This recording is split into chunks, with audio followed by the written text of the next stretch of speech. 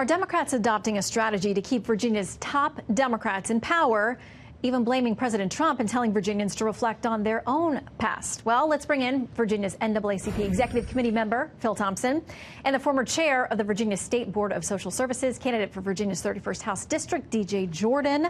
Great to have both of you with us tonight. Thank you. Glad to be here. I want to read something that I think a lot of us have been thinking, and that it was from the Wall Street Journal piece. The headline is "The Democrats' Identity Meltdown." And they say this: imagine the cognitive Democratic dissonance if Mr. Fairfax, the lieutenant governor, who is black, is forced to resign because of unproved accusations of sexual assault that he denies, while the two white men survive despite racial offenses that they admit. And DJ, that's a conversation a lot of my friends brought up this weekend. That's right. Look, I'm a Republican. Justin Fairfax is a Democrat. We don't agree on a lot of policy or politics. But I think he's getting a raw deal right here. The accusations made against him are very, very serious. And they deserve to be heard, but also he deserves to be heard as well.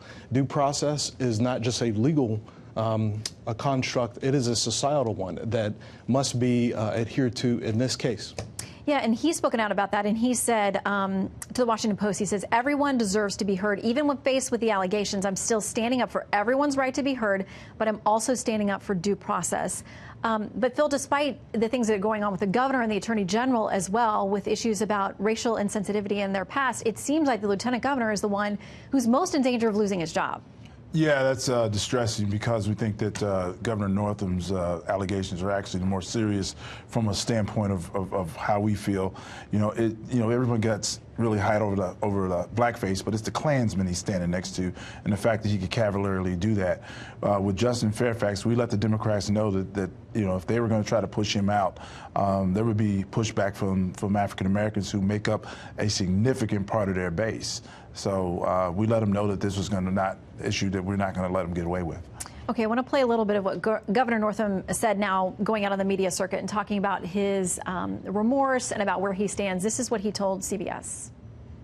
Right now, Virginia needs someone that can heal. Virginia also needs someone who is strong, who has empathy, who has courage, and who has a moral compass. And that's why I'm not going anywhere.